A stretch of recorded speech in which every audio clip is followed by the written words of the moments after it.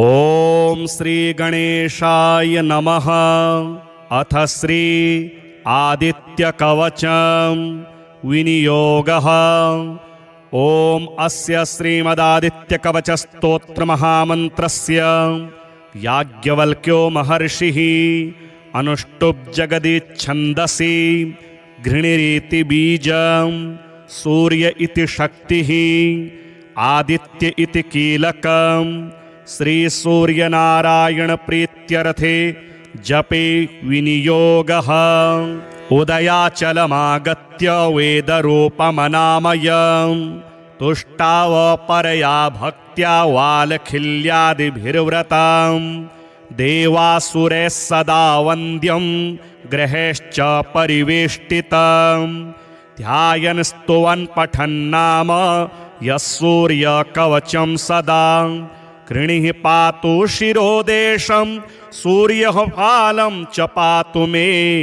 आदित्यो लोचने पातु श्रुति पातु प्रभाकरः घ्राणं पातु सदा भानुः अर्कः पातु मुखं तथा जिह्वां पातु जगन्नाथः कंठं पातु विभावसुः स्कन्धौ ग्रहपतिः पातु भुजौ पातु प्रभाकरः अहस्करः पातु हस्तौ हृदयं पातु भानुमान् मध्यं च पातु सप्ताश्वो नाभिं पातु नभोमणिः द्वादशात्मा कटिं पातु सविता पातु सृक्किणी ऊरो पातु सुरश्रेष्ठो जानुनी पातु भास्करः जंघे पातु च मार्ताण्डो गलं पातु त्विषाम्पतिः पादौ ब्रधनः सदा पातु मित्रोऽपि सकलं वपुः वेदत्रयात्मक स्वामिन् नारायण जगतपते अयातयामं तं कञ्चिद् वेदरूपः प्रभाकरः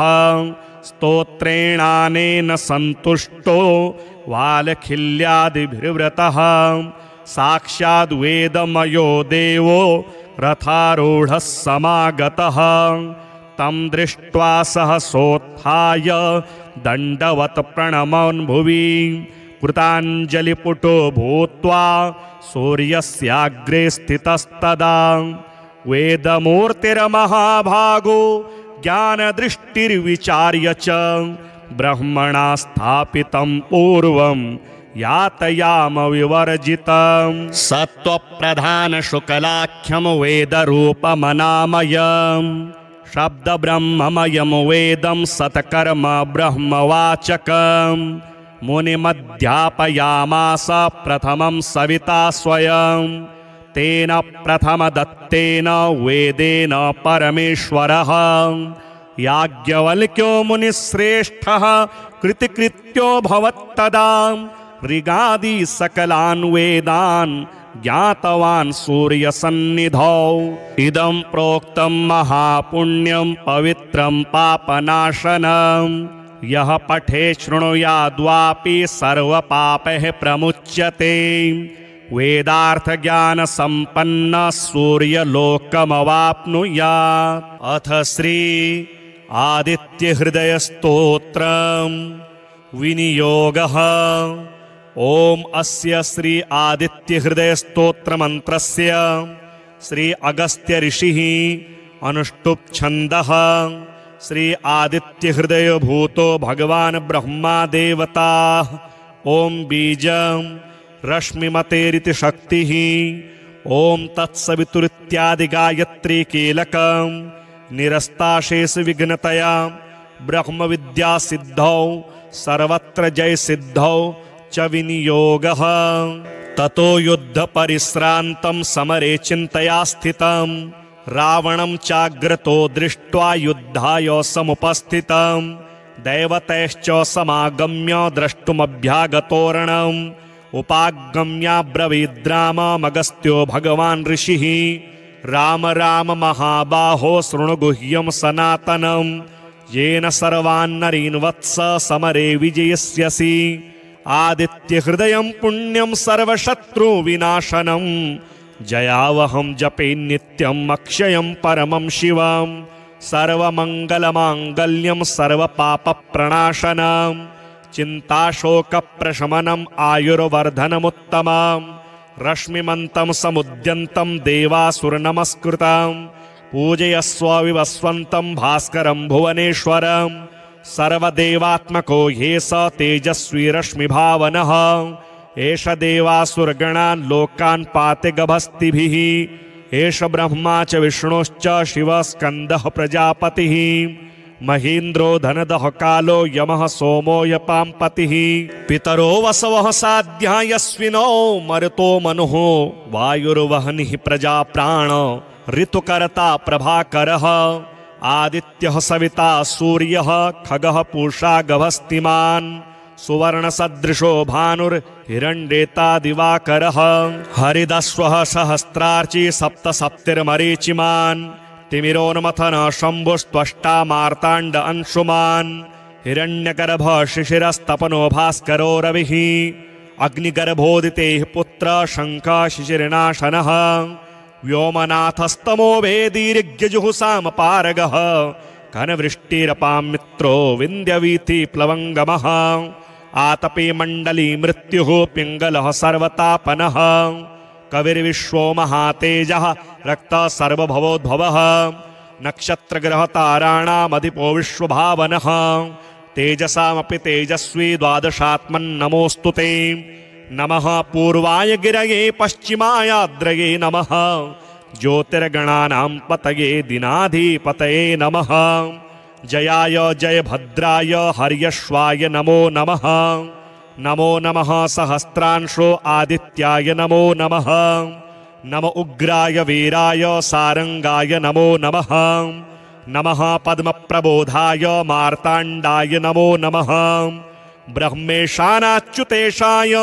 सूर्यायादित्यवर्चसे भास्वते सर्वभक्ष्याय रौद्राय वपुषे नमः तमोघ्नाय हिमघ्नाय शत्रुघ्नायामितात्मने कृतघ्नाग्नाय देवाय ज्योतिषां पतये नमः तप्तचामीकराभाय वहनये विश्वकर्मणे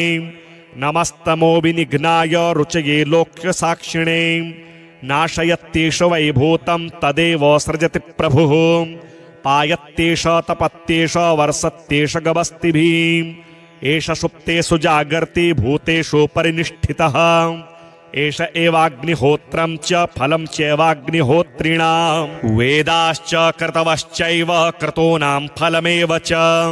यानि कृत्यानि लोकेषु सर्व एष प्रभुः ॐ अस्य श्रीमदादित्यकवचस्तोत्रमहामन्त्रस्य याज्ञवल्क्यो महर्षिः अनुष्टुप् जगदिच्छन्दसि घृणिरीति बीजं सूर्य इति शक्तिः आदित्य इति कीलकं श्रीसूर्यनारायण प्रीत्यर्थे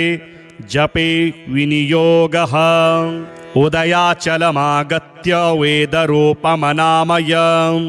तुष्टावपरया भक्त्या वालखिल्यादिभिर्व्रतं देवासुरैः सदा वन्द्यं ग्रहेश्च परिवेष्टितं ध्यायन् स्तुवन् पठन्नाम यः सूर्यकवचं सदा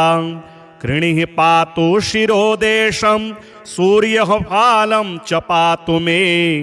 आदित्यो लोचने पातु श्रुति पातु प्रभाकरः घ्राणं पातु सदा भानुः अर्कः पातु मुखं तथा जिह्वां पातु जगन्नाथः कंठं पातु विभावसुः स्कन्धौ ग्रहपतिः पातु भुजौ पातु प्रभाकरः अहस्करः पातु हस्तौ हृदयं पातु भानुमान् मध्यं च पातु सप्ताश्वो नाभिं पातु नभोमणिः द्वादशात्मा कटिं पातु सविता पातु सृक्किणी ऊरो पातु सुरश्रेष्ठो जानुनी पातु भास्करः जङ्घे पातु च मार्ताण्डो गलं पातु त्विषां पतिः पादौ ब्रधनः सदा पातु मित्र पुत्रोऽपि सकलं वपुः वेदत्रयात्मक स्वामिन् नारायण जगतपते अयातयामं तं कञ्चिद् वेदरूपः प्रभाकरः स्तोत्रेणानेन सन्तुष्टो वालखिल्यादिभिर्व्रतः साक्षाद् वेदमयो देवो रथारूढः समागतः तं दृष्ट्वा सहसोत्थाय दण्डवत् प्रणमन् भुवि कृताञ्जलिपुटो भूत्वा सूर्यस्याग्रे स्थितस्तदा वेदमूर्तिर्महाभागो ज्ञानदृष्टिर्विचार्य च ब्रह्मणा स्थापितं पूर्वं यातयाम विवर्जितं सत्त्वप्रधानशुक्लाख्यं वेदरूपमनामयं शब्दब्रह्ममयं वेदं सत्कर्म ब्रह्मवाचकं मुनिमध्यापयामास प्रथमं सविता स्वयं तेन प्रथमदत्तेन वेदेन परमेश्वरः याज्ञवल्क्यो मुनिश्रेष्ठः कृतिकृत्यो भवत्तदा ऋगादि सकलान् वेदान् ज्ञातवान् सूर्यसन्निधौ इदं प्रोक्तं महापुण्यं पवित्रं पापनाशनं यः पठे शृणुयाद्वापि सर्वपापैः प्रमुच्यते वेदार्थज्ञानसम्पन्नः सूर्यलोकमवाप्नुयात् अथ श्री आदित्यहृदयस्तोत्रं विनियोगः ओम अस्य श्री आदित्यहृदयस्तोत्रमन्त्रस्य श्री अगस्त्य ऋषिः अनुष्टुप् छन्दः श्री आदित्यहृदय भूतो भगवान् ब्रह्मा देवता ओम बीजं रश्मिमतेरिति शक्तिः ओम तत्सवितुरित्यादि गायत्री कीलकं निरस्ताशेष विघ्नतया ब्रह्म विद्या सिद्धौ सर्वत्र जय सिद्धौ च विनियोगः ततो युद्ध परिश्रान्तं समरे चिन्तया स्थितं रावणं चाग्रतो दृष्ट्वा युद्धाय समुपस्थितं दैवतैश्च समागम्य द्रष्टुमभ्यागतोरणम् उपागम्याब्रवीद्राममगस्त्यो भगवान् ऋषिः राम राम महाबाहो शृणुगुह्यं सनातनं येन सर्वान्नरीन् वत्स समरे विजयस्यसि आदित्यहृदयं पुण्यं सर्वशत्रुविनाशनं जयावहं जपे नित्यं अक्षयं परमं शिवं सर्वमङ्गलमाङ्गल्यं सर्वपापप्रणाशनं चिन्ताशोकप्रशमनम् आयुर्वर्धनमुत्तमं रश्मिमन्तं समुद्यन्तं देवासुरनमस्कृतं पूजयस्व विवस्वन्तं भास्करं भुवनेश्वरं सर्वदेवात्मको ह्ये स तेजस्वी रश्मिभावनः एष देवासुरगणान् लोकान् पाति गभस्तिभिः एष ब्रह्मा च विष्णुश्च शिवः स्कन्दः प्रजापतिः महीन्द्रो धनदः कालो यमः सोमो यपाम्पतिः पितरो वसवः साध्या यस्विनो मरुतो मनुः वायुर्वहनिः प्रजाप्राण ऋतुकर्ता प्रभाकरः आदित्यः सविता सूर्यः खगः पूषा गभस्तिमान् सुवर्णसदृशो भानुर्हिरण्येता दिवाकरः हरिदश्वः सहस्रार्ची सप्तसप्तिर्मरीचिमान् तिमिरोन्मथन शम्भुस्त्वष्टा मार्ताण्ड अंशुमान् हिरण्यगर्भ शिशिरस्तपनो भास्करो रविः अग्निगर्भोदितेः पुत्र शङ्खः शिशिरनाशनः व्योमनाथस्तमो वेदीर्यजुहुसामपारगः घनवृष्टिरपां मित्रो विन्द्यवीथि प्लवङ्गमः आतपे मण्डली मृत्युः पिङ्गलः सर्वतापनः कविर्विश्वो महातेजः रक्तः सर्वभवोद्भवः नक्षत्रग्रहताराणामधिपो विश्वभावनः तेजसामपि तेजस्वी द्वादशात्मन्नमोऽस्तु ते नमः पूर्वाय गिरये पश्चिमायाद्रये नमः ज्योतिर्गणानां पतये दिनाधिपतये नमः जयाय जयभद्राय हर्यश्वाय नमो नमः नमो नमः सहस्रांशो आदित्याय नमो नमः नम उग्राय वीराय सारंगाय नमो नमः नमः पद्मप्रबोधाय मार्ताण्डाय नमो नमः। ब्रह्मेशानाच्युतेशाय सूर्यायादित्यवर्चसे भास्वते सर्वभक्ष्याय रौद्राय वपुषे नमः। तमोघ्नाय हिमघ्नाय शत्रुघ्नायामितात्मने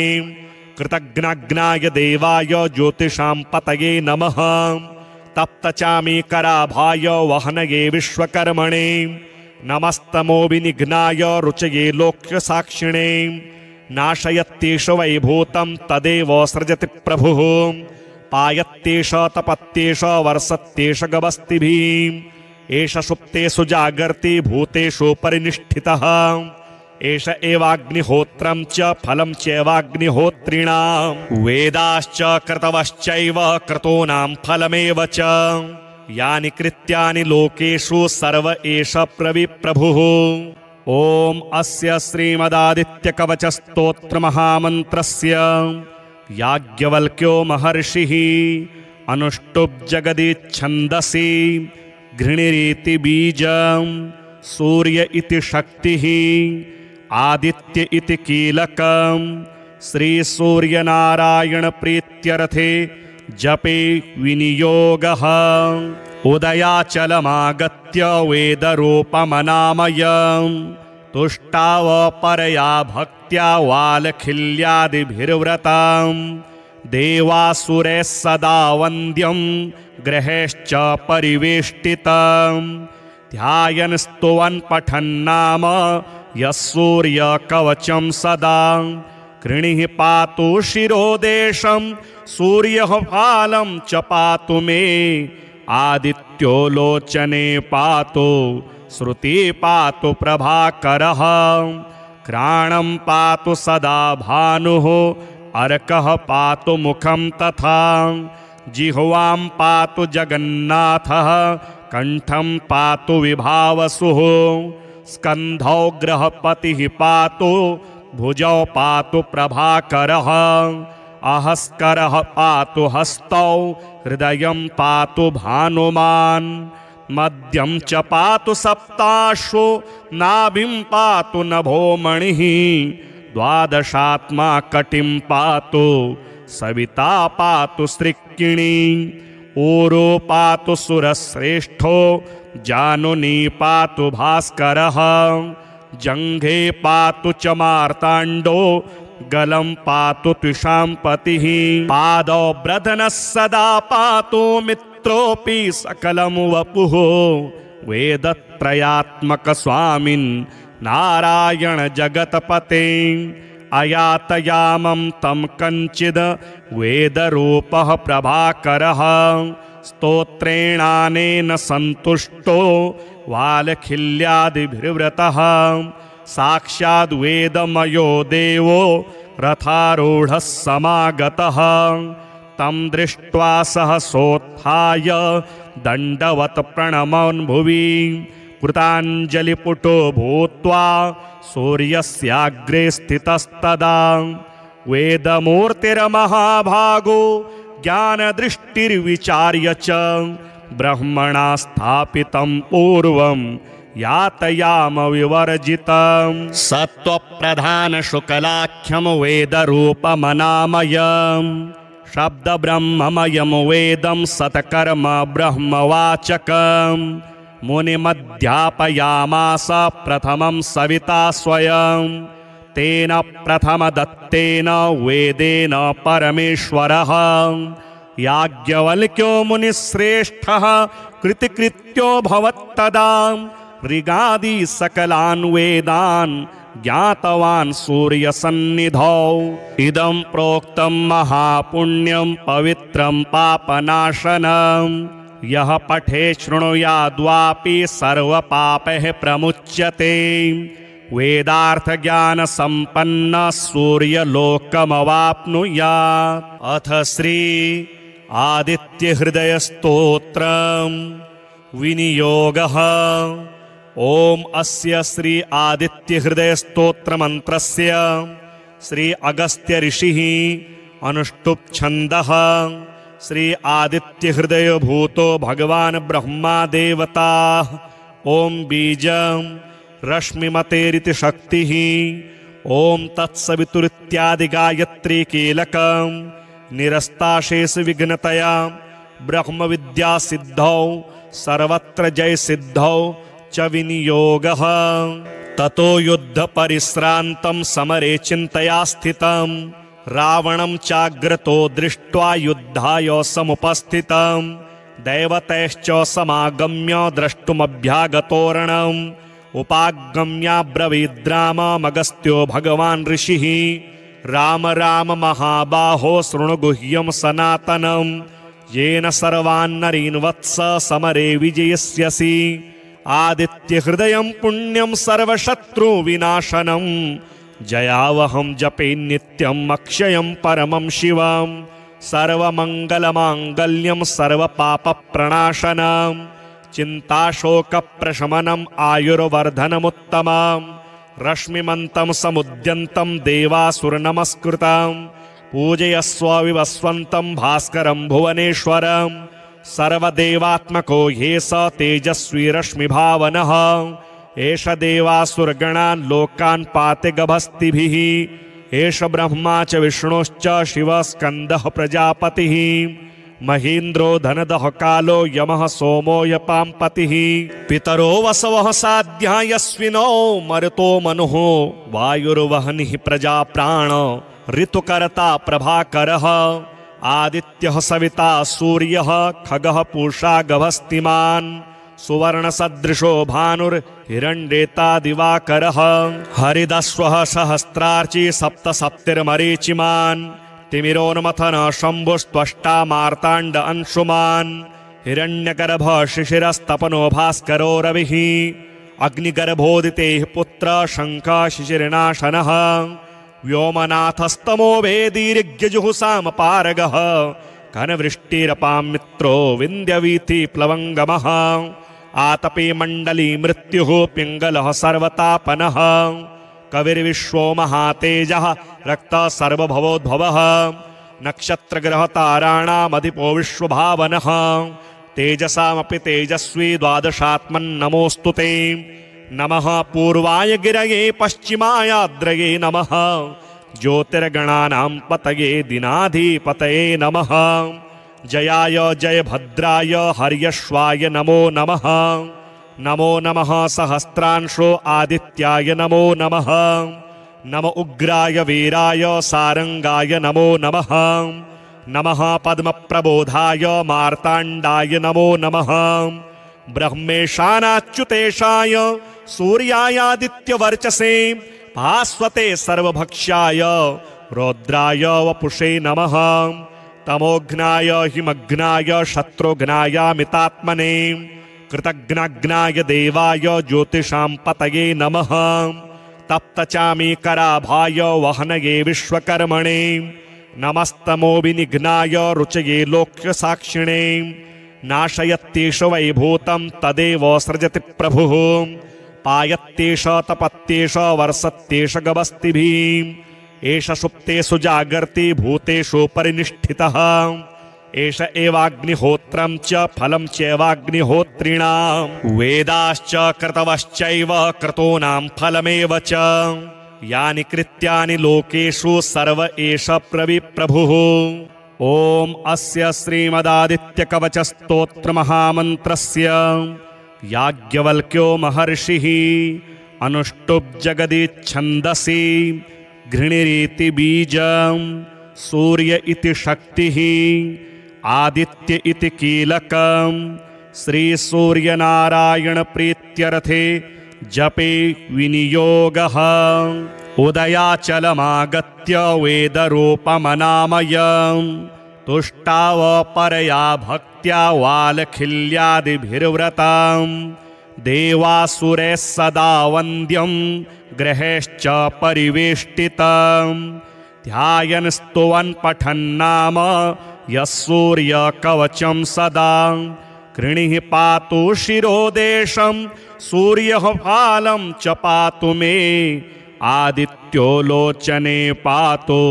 श्रुति पातु प्रभाकरः घ्राणं पातु सदा भानुः अर्कः पातु मुखं तथा जिह्वां पातु जगन्नाथः कण्ठं पातु विभावसुः स्कन्धौ गृहपतिः पातु भुजौ पातु प्रभाकरः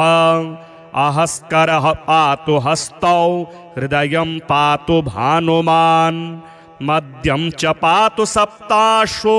नाभिं पातु नभोमणिः द्वादशात्मा कटिं पातु सविता पातु सृक्किणी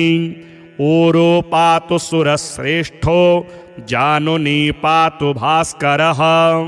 जङ्घे पातु च मार्ताण्डो गलं पातु त्विषाम्पतिः पादौ ब्रधनः सदा पातु मित्रोऽपि सकलं वपुः वेदत्रयात्मक स्वामिन् नारायण जगतपते अयातयामं तं कञ्चिद् वेदरूपः प्रभाकरः स्तोत्रेणानेन सन्तुष्टो वालखिल्यादिभिर्व्रतः साक्षाद् वेदमयो देवो रथारूढः समागतः तं दृष्ट्वा सहसोत्थाय दण्डवत् प्रणमन् भुवि कृताञ्जलिपुटो भूत्वा सूर्यस्याग्रे स्थितस्तदा वेदमूर्तिर्महाभागो ज्ञानदृष्टिर्विचार्य च ब्रह्मणा स्थापितं पूर्वं यातयाम विवर्जितं सत्त्वप्रधान शुक्लाख्यं वेदरूपमनामयं शब्दब्रह्ममयं वेदं सत्कर्म ब्रह्मवाचकं मुनिमध्यापयामास प्रथमं सविता स्वयं तेन प्रथमदत्तेन वेदेन परमेश्वरः याज्ञवल्क्यो मुनिश्रेष्ठः कृतिकृत्यो भवत्तदा ऋगादि सकलान् वेदान् ज्ञातवान् सूर्यसन्निधौ इदं प्रोक्तं महापुण्यं पवित्रं पापनाशनं यः पठे शृणुयाद्वापि सर्वपापैः प्रमुच्यते वेदार्थज्ञानसम्पन्न सूर्यलोकमवाप्नुयात् अथ श्री आदित्यहृदयस्तोत्रम् विनियोगः ॐ अस्य श्री आदित्यहृदयस्तोत्रमन्त्रस्य श्री अगस्त्य ऋषिः अनुष्टुप् छन्दः श्री आदित्यहृदय भूतो भगवान् ब्रह्मा देवता ॐ बीजं रश्मिमतेरिति शक्तिः ॐ तत्सवितुरित्यादि गायत्री कीलकं निरस्ताशेष विघ्नतया ब्रह्मविद्या सिद्धौ सर्वत्र जय सिद्धौ च विनियोगः ततो युद्ध परिश्रान्तं समरे चिन्तया स्थितं रावणं चाग्रतो दृष्ट्वा युद्धाय समुपस्थितं दैवतैश्च समागम्य द्रष्टुमभ्यागतोरणम् उपागम्याब्रवीद्राममगस्त्यो भगवान् ऋषिः राम राम महाबाहो शृणु गुह्यं सनातनं येन सर्वान्नरीन् वत्स समरे विजयस्यसि आदित्यहृदयं पुण्यं सर्वशत्रुविनाशनं जयावहं जपे नित्यं अक्षयं परमं शिवं सर्वमङ्गलमाङ्गल्यं सर्वपापप्रणाशनं चिन्ताशोकप्रशमनम् आयुर्वर्धनमुत्तमं रश्मिमन्तं समुद्यन्तं देवासुरनमस्कृतं पूजयस्व विवस्वन्तं भास्करं भुवनेश्वरं सर्वदेवात्मको ह्ये स तेजस्वी रश्मिभावनः एष देवासुरगणान् लोकान् पाते गभस्तिभिः एष ब्रह्मा च विष्णुश्च शिवः स्कन्दः प्रजापतिः महीन्द्रो धनदः कालो यमः सोमो यपाम्पतिः पितरो वसवः साध्या यस्विनो मरुतो मनुः वायुर्वहनिः प्रजाप्राण ऋतुकर्ता प्रभाकरः आदित्यः सविता सूर्यः खगः पूषा गभस्तिमान् सुवर्णसदृशो भानुर्हिरण्येता दिवाकरः हरिदस्वः सहस्रार्ची सप्तसप्तिर्मरीचिमान् तिमिरोन्मथन शम्भुस्त्वष्टा मार्ताण्ड अंशुमान् हिरण्यगर्भ शिशिरस्तपनो भास्करो रविः अग्निगर्भोदितेः पुत्र शङ्खः शिशिरनाशनः व्योमनाथस्तमो वेदीर्यजुः सामपारगः घनवृष्टिरपां मित्रो विन्द्यवीथि प्लवङ्गमः आतपे मण्डली मृत्युः पिङ्गलः सर्वतापनः कविर्विश्वो महातेजः रक्तः सर्वभवोद्भवः नक्षत्रग्रहताराणामधिपो विश्वभावनः तेजसामपि तेजस्वी द्वादशात्मन्नमोऽस्तु ते नमः पूर्वाय गिरये पश्चिमायाद्रये नमः ज्योतिर्गणानां पतये दिनाधिपतये नमः जयाय जयभद्राय हर्यश्वाय नमो नमः नमो नमः सहस्रांशो आदित्याय नमो नमः नम उग्राय वीराय सारंगाय नमो नमः नमः पद्मप्रबोधाय मार्ताण्डाय नमो नमः ब्रह्मेशानाच्युतेशाय सूर्यायादित्यवर्चसे भास्वते सर्वभक्ष्याय रौद्राय वपुषे नमः तमोघ्नाय हिमघ्नाय शत्रुघ्नायामितात्मने कृतघ्नाघ्नाय देवाय ज्योतिषां पतये नमः तप्तचामीकराभाय वहनये विश्वकर्मणे नमस्तमो विनिघ्नाय रुचये लोक्यसाक्षिणे नाशयत्येष वैभूतं तदेव सृजति प्रभुः पायत्येष तपत्येष वर्षत्येष गवस्तिभिः एष सुप्तेषु जागर्ति भूतेषु परिनिष्ठितः एष एवाग्निहोत्रं च फलं चैवाग्निहोत्रिणां वेदाश्च क्रतवश्चैव क्रतूनां फलमेव च यानि कृत्यानि लोकेषु सर्व एष प्रभुः ॐ अस्य श्रीमदादित्यकवचस्तोत्रमहामन्त्रस्य याज्ञवल्क्यो महर्षिः अनुष्टुप् जगदिच्छन्दसि घृणिरीति बीजं सूर्य इति शक्तिः आदित्य इति कीलकं श्रीसूर्यनारायणप्रीत्यर्थे जपे विनियोगः उदयाचलमागत्य वेदरूपमनामयं तुष्टावपरया भक्त्या वालखिल्यादिभिर्व्रतं देवासुरैः सदा वन्द्यं ग्रहेश्च परिवेष्टितं ध्यायन् स्तुवन् पठन्नाम यः सूर्यकवचं सदा कृणिः पातु शिरोदेशं सूर्यः फालं च पातु मे आदित्यो लोचने पातु श्रुति पातु प्रभाकरः घ्राणं पातु सदा भानुः अर्कः पातु मुखं तथा जिह्वां पातु जगन्नाथः कंठं पातु विभावसुः स्कन्धौ ग्रहपतिः पातु भुजौ पातु प्रभाकरः अहस्करः पातु हस्तौ हृदयं पातु भानुमान् मध्यं च पातु सप्ताश्वो नाभिं पातु नभोमणिः द्वादशात्मा कटिं पातु सविता पातु सृक्किणी ऊरो पातु सुरश्रेष्ठो जानुनी पातु भास्करः जङ्घे पातु च मार्ताण्डो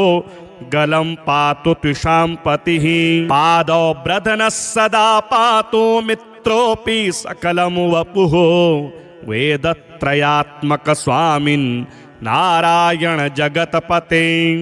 अयातयामं तं कञ्चिद् वेदरूपः प्रभाकरः स्तोत्रेणानेन सन्तुष्टो वालखिल्यादिभिर्व्रतः साक्षाद् वेदमयो देवो रथारूढः समागतः तं दृष्ट्वा सहसोत्थाय दण्डवत् प्रणमन् भुवि कृताञ्जलिपुटो भूत्वा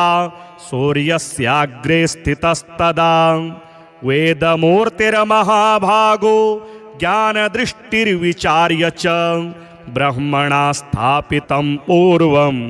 यातयाम विवर्जितं सत्त्वप्रधानशुक्लाख्यं वेदरूपमनामयं शब्दब्रह्ममयं वेदं सत्कर्म ब्रह्मवाचकं मुनिमध्यापयामास प्रथमं सविता स्वयं तेन प्रथमदत्तेन वेदेन परमेश्वरः याज्ञवल्क्यो मुनिश्रेष्ठः कृतिकृत्यो भवत्तदा ऋगादि सकलान् वेदान् ज्ञातवान् सूर्यसन्निधौ इदं प्रोक्तं महापुण्यं पवित्रं पापनाशनं यः पठे शृणुयाद्वापि सर्वपापैः प्रमुच्यते वेदार्थज्ञानसम्पन्नः सूर्यलोकमवाप्नुयात्। अथ श्री आदित्यहृदयस्तोत्रं विनियोगः। ओम अस्य श्री आदित्यहृदयस्तोत्रमन्त्रस्य श्री अगस्त्य ऋषिः अनुष्टुप् छन्दः। श्री आदित्यहृदय भूतो भगवान् ब्रह्मा देवता। ओम बीजं रश्मिमतेरिति शक्तिः। ओम तत्सवितुरित्यादि गायत्री कीलकं निरस्ताशेष विघ्नतया ब्रह्म विद्या सिद्धौ सर्वत्र जय सिद्धौ च विनियोगः। ततो युद्ध परिश्रान्तं समरे चिन्तया स्थितं रावणं चाग्रतो दृष्ट्वा युद्धाय समुपस्थितं दैवतैश्च समागम्य द्रष्टुमभ्यागतोरणम् उपागम्याब्रवीद्राममगस्त्यो भगवान् ऋषिः राम राम महाबाहो शृणु गुह्यं सनातनं येन सर्वान्नरीन् वत्स समरे विजयस्यसि। आदित्यहृदयं पुण्यं सर्वशत्रुविनाशनं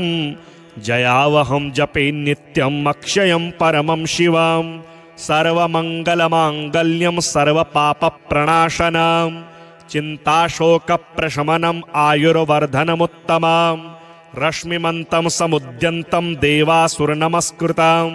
पूजयस्व विवस्वन्तं भास्करं भुवनेश्वरं सर्वदेवात्मको ह्ये स तेजस्वी रश्मिभावनः एष देवासुरगणान् लोकान् पाति गभस्तिभिः एष ब्रह्मा च विष्णुश्च शिवः स्कन्दः प्रजापतिः महेन्द्रो धनदः कालो यमः सोमो यपाम्पतिः पितरो वसवः साध्या यस्विनो मरुतो मनुः वायुर्वहनिः प्रजाप्राण ऋतुकर्ता प्रभाकरः आदित्यः सविता सूर्यः खगः पूषा गभस्तिमान् सुवर्णसदृशो भानुर्हिरण्येता दिवाकरः हरिदस्वः सहस्रार्ची सप्तसप्तिर्मरीचिमान् तिमिरोन्मथन शम्भुस्त्वष्टा मार्ताण्ड अंशुमान् हिरण्यगर्भ शिशिरस्तपनो भास्करो रविः अग्निगर्भोदितेः पुत्र शङ्खः शिशिरनाशनः व्योमनाथस्तमो वेदीर्यजुहुसामपारगः घनवृष्टिरपां मित्रो विन्द्यवीथि प्लवङ्गमः आतपे मण्डली मृत्युः पिङ्गलः सर्वतापनः कविर्विश्वो महातेजः रक्तः सर्वभवोद्भवः नक्षत्रग्रहताराणामधिपो विश्वभावनः तेजसामपि तेजस्वी द्वादशात्मन्नमोऽस्तु ते नमः पूर्वाय गिरये पश्चिमायाद्रये नमः ज्योतिर्गणानां पतये दिनाधिपतये नमः जयाय जयभद्राय हर्यश्वाय नमो नमः नमो नमः सहस्रांशो आदित्याय नमो नमः नम उग्राय वीराय सारंगाय नमो नमः नमः पद्मप्रबोधाय मार्ताण्डाय नमो नमः ब्रह्मेशानाच्युतेशाय सूर्यायादित्यवर्चसे भास्वते सर्वभक्ष्याय रौद्राय वपुषे नमः तमोघ्नाय हिमघ्नाय शत्रुघ्नायामितात्मने कृतघ्नाग्नाय देवाय ज्योतिषां पतये नमः तप्तचामीकराभाय वहनये विश्वकर्मणे नमस्तमो विनिघ्नाय रुचये लोक्यसाक्षिणे नाशयत्येष वैभूतं तदेव सृजति प्रभुः पायत्येष तपत्येष वर्षत्येष गभस्तिभिः एष सुप्तेषु जागर्ति भूतेषु परिनिष्ठितः एष एवाग्निहोत्रं च फलं चैवाग्निहोत्रिणां वेदाश्च क्रतवश्चैव क्रतूनां फलमेव च यानि कृत्यानि लोकेषु सर्व एष प्रविप्रभुः। ओम अस्य श्रीमदादित्यकवचस्तोत्रमहामन्त्रस्य याज्ञवल्क्यो महर्षिः अनुष्टुप् जगदिच्छन्दसि घृणिरीति बीजं सूर्य इति शक्तिः आदित्य इति कीलकं श्री सूर्यनारायण प्रीत्यर्थे जपे विनियोगः। उदयाचलमागत्य वेदरूपमनामयं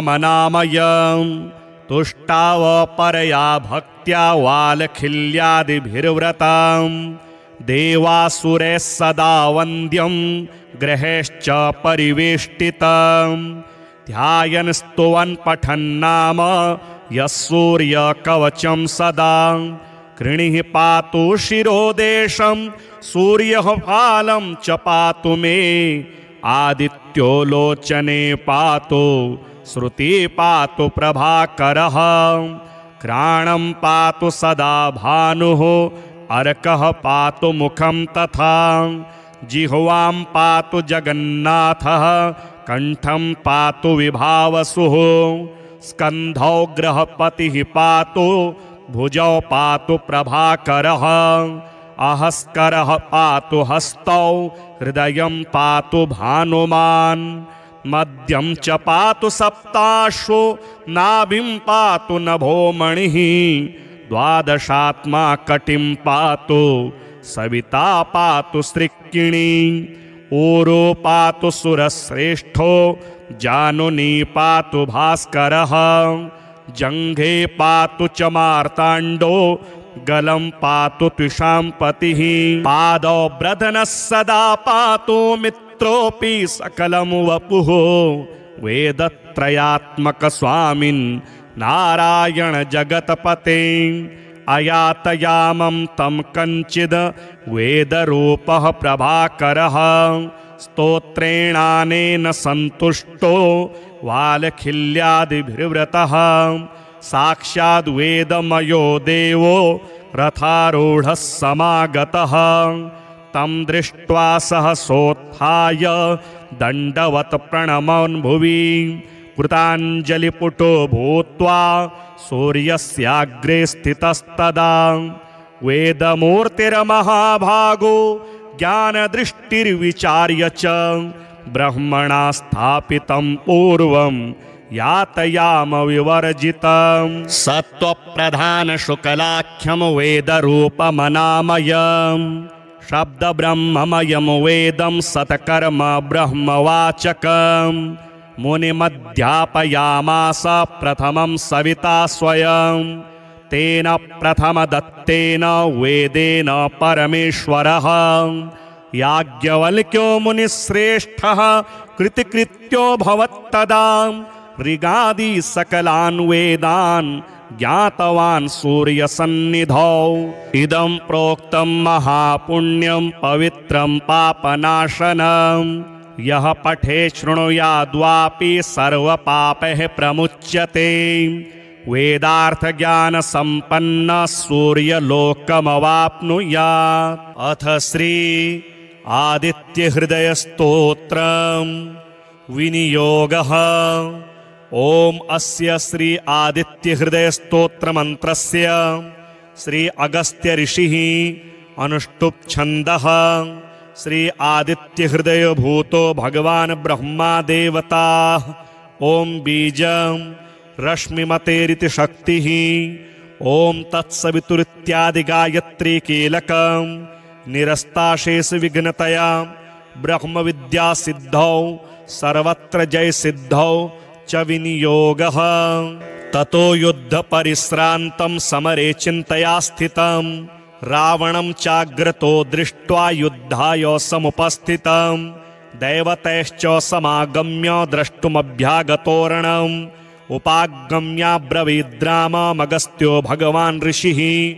राम राम महाबाहो शृणु गुह्यं सनातनं येन सर्वान्नरीन् वत्स समरे विजयस्यसि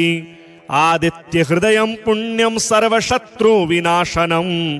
जयावहं जपे नित्यं अक्षयं परमं शिवं सर्वमङ्गलमाङ्गल्यं सर्वपापप्रणाशनं चिन्ताशोकप्रशमनम् आयुर्वर्धनमुत्तमं रश्मिमन्तं समुद्यन्तं देवासुरनमस्कृतं पूजयस्व विवस्वन्तं भास्करं भुवनेश्वरं सर्वदेवात्मको ह्ये स तेजस्वी रश्मिभावनः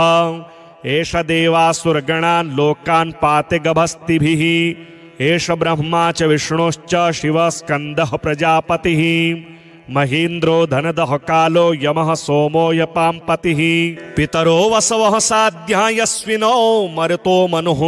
वायुर्वहनिः प्रजा प्राण ऋतुकर्ता प्रभाकरः आदित्यः सविता सूर्यः खगः पूषा गभस्तिमान् सुवर्णसदृशो भानुर्हिरण्येता दिवाकरः हरिदस्वः सहस्रार्ची सप्त सप्तिर्मरीचिमान् तिमिरोन्मथन शम्भुस्त्वष्टा मार्ताण्ड अंशुमान् हिरण्यगर्भ शिशिरस्तपनो भास्करो रविः अग्निगर्भोदितेः पुत्र शङ्ख शिशिरनाशनः व्योमनाथस्तमो वेदीर्घ्यजुहुसामपारगः कनवृष्टिरपां मित्रो विन्द्यवीथि प्लवङ्गमः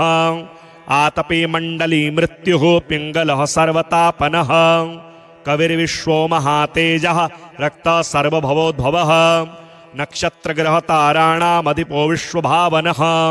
तेजसामपि तेजस्वी द्वादशात्मन्नमोऽस्तु ते नमः पूर्वाय गिरये पश्चिमायाद्रये नमः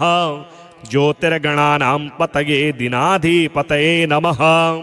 जयाय जयभद्राय हर्यश्वाय नमो नमः नमो नमः सहस्रांशो आदित्याय नमो नमः नम उग्राय वीराय सारंगाय नमो नमः नमः पद्मप्रबोधाय मार्ताण्डाय नमो नमः ब्रह्मेशानाच्युतेशाय सूर्यायादित्यवर्चसे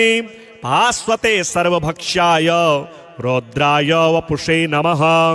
तमोघ्नाय हिमघ्नाय शत्रुघ्नाय मितात्मने कृतघ्नाग्नाय देवाय ज्योतिषां पतये नमः तप्तचामीकराभाय वहनये विश्वकर्मणे नमस्तमो विनिघ्नाय रुचये लोक्यसाक्षिणे नाशयत्येष वैभूतं तदेव सृजति प्रभुः पायत्येष तपत्येष वर्षत्येष गवस्तिभिः एष सुप्तेषु जागर्ति भूतेषु परिनिष्ठितः एष एवाग्निहोत्रं च फलं चैवाग्निहोत्रिणां वेदाश्च क्रतवश्चैव क्रतूनां फलमेव च यानि कृत्यानि लोकेषु सर्व एष प्रभुः ॐ अस्य श्रीमदादित्यकवचस्तोत्रमहामन्त्रस्य याज्ञवल्क्यो महर्षिः अनुष्टुप् जगदिच्छन्दसि घृणिरीति बीजं सूर्य इति शक्तिः आदित्य इति कीलकं श्रीसूर्यनारायण प्रीत्यर्थे जपे विनियोगः उदयाचलमागत्य वेदरूपमनामयं तुष्टावपरया भक्त्या वालखिल्यादिभिर्व्रतं देवासुरैः सदा वन्द्यं ग्रहेश्च परिवेष्टितं ध्यायन् स्तुवन् पठन्नाम यः सूर्यकवचं सदा कृणिः पातु शिरोदेशं सूर्यः फालं च पातु मे आदित्यो लोचने पातु श्रुति पातु प्रभाकरः घ्राणं पातु सदा भानुः अर्कः पातु मुखं तथा जिह्वां पातु जगन्नाथः कंठं पातु विभावसुः स्कन्धौ ग्रहपतिः पातु भुजौ पातु प्रभाकरः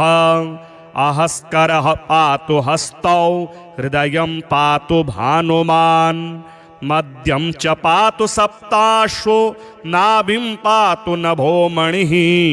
द्वादशात्मा कटिं पातु सविता पातु सृक्किणी ऊरो पातु सुरश्रेष्ठो जानुनी पातु भास्करः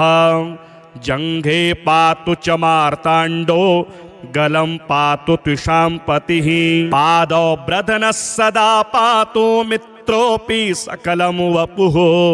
वेदत्रयात्मक स्वामिन् नारायण जगतपते अयातयामं तं कञ्चिद् वेदरूपः प्रभाकरः स्तोत्रेणानेन सन्तुष्टो वालखिल्यादिभिर्व्रतः साक्षाद् वेदमयो देवो रथारूढः समागतः तं दृष्ट्वा सहसोत्थाय दण्डवत् प्रणमन् भुवि कृताञ्जलिपुटो भूत्वा सूर्यस्याग्रे स्थितस्तदा वेदमूर्तिर्महाभागो ज्ञानदृष्टिर्विचार्य च ब्रह्मणा स्थापितं पूर्वं यातयाम विवर्जितं सत्त्वप्रधानशुक्लाख्यं वेदरूपमनामयम् शब्दब्रह्ममयं वेदं सत्कर्म ब्रह्मवाचकम् मुनिमध्यापयामास प्रथमं सविता स्वयं तेन प्रथमदत्तेन वेदेन परमेश्वरः याज्ञवल्क्यो मुनिश्रेष्ठः कृतिकृत्यो भवत्तदा ऋगादि सकलान् वेदान् ज्ञातवान् सूर्यसन्निधौ इदं प्रोक्तं महापुण्यं पवित्रं पापनाशनम् यः पठे शृणुयाद्वापि सर्वपापैः प्रमुच्यते वेदार्थज्ञानसम्पन्नः सूर्यलोकमवाप्नुयात् अथ श्री आदित्यहृदयस्तोत्रम्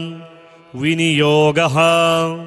ॐ अस्य श्री आदित्यहृदयस्तोत्रमन्त्रस्य श्री अगस्त्य ऋषिः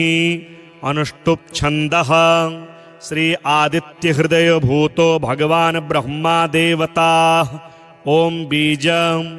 रश्मिमतेरिति शक्तिः ॐ तत्सवितुरित्यादि गायत्री कीलकं निरस्ताशेष विघ्नतया ब्रह्मविद्या सिद्धौ सर्वत्र जय सिद्धौ च विनियोगः